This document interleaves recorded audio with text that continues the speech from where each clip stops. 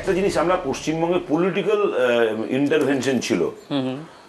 আপনি বাড়ি বানাতে গেলে কতখানি ইট বালি চুন সুরকি কাদের থেকে নিতে হবে সেটা ছিল। Paschimbanga highly politically active society, কিন্তু হঠাৎ করে মনে হচ্ছে না যে একটা এবার পলিটিক্যালের বেড়াজালটা ভেঙে এবার কোথাও না কোথাও একটা রিলিজিয়াস ইনটলারেন্স পশ্চিমবঙ্গে আসছে? এটাই এই ভয়টার কথা আমি বলছি। এটা তো চিন্তার কারণ, এটা সারা দেশেই আসছে আস্তে আস্তে। আমরা তো নানান ঘটনা দেখছি, আমরা দাদরি দেখছি, আমরা তার সঙ্গে এমন অনেক কিছু দেখছি যেগুলো মিডিয়াতে আসছেও না, সঙ্গত কারণেই হয়তো আনা হচ্ছে না। কিন্তু এটা দেখছি যে ধর্মের নামে যে হানাহানিটা চলছে গোটা দেশ জুড়ে, যেটা চলছিল সেটা পশ্চিমবঙ্গে আস্তে আস্তে অনুপ্রবেশ ঘটাচ্ছে। এইটাই আমার চিন্তার কারণ, যে আজকে এফআইআরটা কিন্তু পশ্চিমবঙ্গের মধ্যেই হয়েছে। তো আজকে যদি এই ধরনের অসহিষ্ণুতা আমাদের রাজ্যেও, যেটা অন্তত একটা ওপেন মাইন্ডেড রাজ্য বলে যার পরিচিতি ছিল বা আছে এখনো পর্যন্ত, সেটা যদি নষ্ট হয়ে যায়, আমাদের মতো লোকের খুব কষ্ট হবে। আমি এই পয়েন্টটাই ধরতে চাইছি। তোমার কি মনে হচ্ছে না যে এটা খুব, এটা একটা আলাদা ঘটনা নয়, এটা খুব পরিকল্পিতভাবে এটা করা হচ্ছে? হ্যাঁ, এখন দেখো, মৌলবাদ এক ধরনের, আর ধর্মীয় ভাবাবেগকে অনেক সময় রাজনীতি কাজে লাগায়। বহু সময় রাজনীতিবিদরা ধর্মীয় ভাবাবেগকে কাজে লাগান এবং অনেক সময় রাষ্ট্রীয় মদতেও সেগুলো হয়ে থাকে। তো ফলে আমরা যেমন অনেক জায়গায় গৈরিকীকরণ দেখছি, তেমন আমার মনে হয় যে কোথাও কোথাও মানুষ খুব জোর পাচ্ছেন যে এইটা বলা যায় বা এইটা করা যায় বা এটা এখন লাইসেন্সড।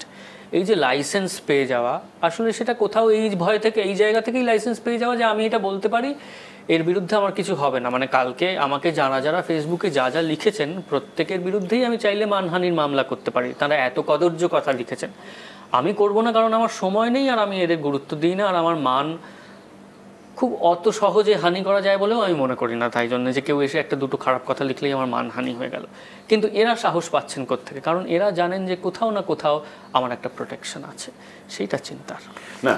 এই আমার যেটা খুব চিন্তার বিষয় মনে হচ্ছে, যেটা নিয়ে আমি ভয় পাচ্ছি, সেটা হচ্ছে যে এই যে শ্রীজাত নাগরিক কবি ফেসবুকে দুদিন আগে একটা কবিতা লিখেছে, মনের ভাব প্রকাশ করেছে, সেটা নিয়ে একটা এফআইআর হয়েছে। আমি এটাকে একটা স্বতন্ত্র ঘটনা হিসেবে দেখতে রাজি না। আমি মনে করছি এটা একটা সুপরিকল্পিত পলিটিক্যাল এজেন্ডার শুরুয়াত। সেইটা আরো ঘটনা এরকম ঘটবে। সেইটা হয়তো আপনারা, আমি বলছি যে আপনারা যারা রাজনীতি নিয়ে অনেক বেশি সামনে থেকে, ফ্রন্ট লাইনে থেকে চর্চায় আছেন, তারা অনেক ভালোভাবে বিশ্লেষণ করতে পারবেন। আমার জীবন বা আমার চলা দিয়ে দেখলে সত্যি আমার কাছে এই মুহূর্তে এখনো পর্যন্ত এটা একটা বিচ্ছিন্ন ঘটনা, কারণ আমি এই ধরনের ঘটনার সম্মুখীন আজও হয়নি।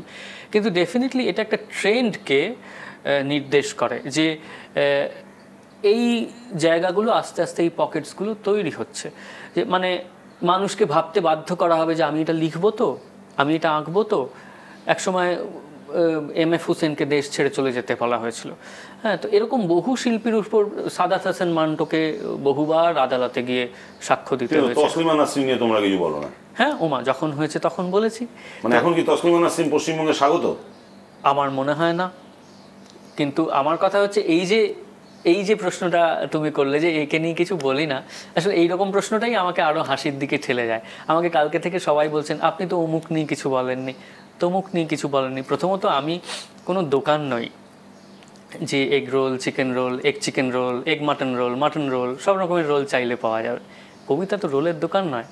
কবি কবিতা লেখেন তার নিজের জায়গা থেকে, তার কোনো দায়ভার নেই তাকে সকালে খবরের কাগজ বসে টিক দিতে হবে খবরগুলোয়, আর তারপর সারাদিন কবিতা লিখতে হবে। দেখি ওই খবরটা নিয়ে লেখা হলো তো, আচ্ছা তাহলে আজকে আমার হোমওয়ার্ক কমপ্লিট। এরকম নয় জিনিসটা। কিন্তু অনেক ঘটনা নাড়া দিয়ে যায় এবং একজন মানুষের উপর গোটা দায়ভার থাকে না।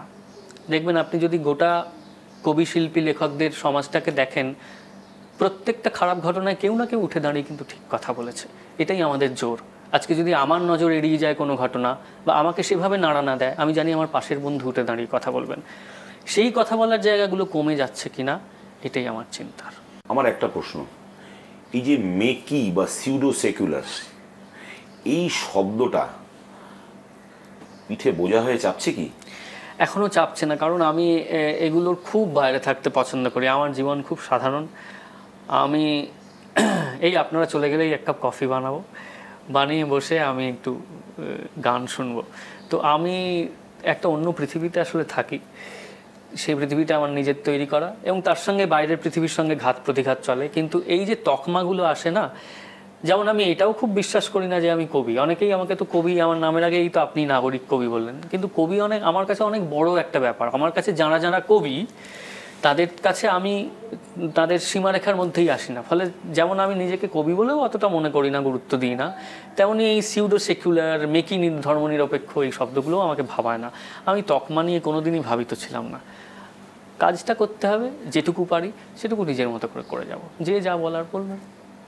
শেষ দুটো প্রশ্ন।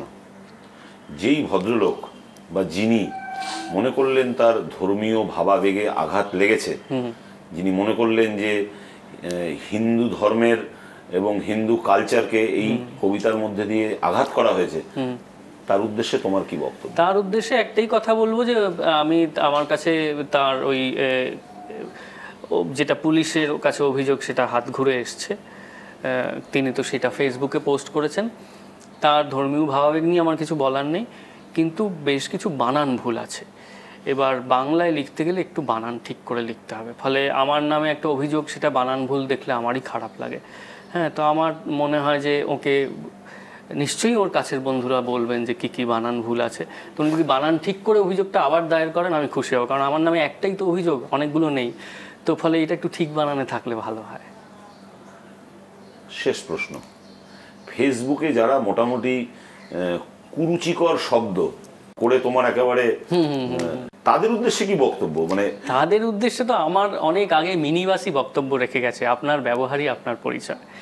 তো এই যে মিনিবাসের পেছনে লেখা থাকে, কথাটা খুব ফায়াল না নয়। আমার আসলে এইসব লোকজনকে দেখলে এক একটা মিনিবাসের পেছন মনে পড়ে।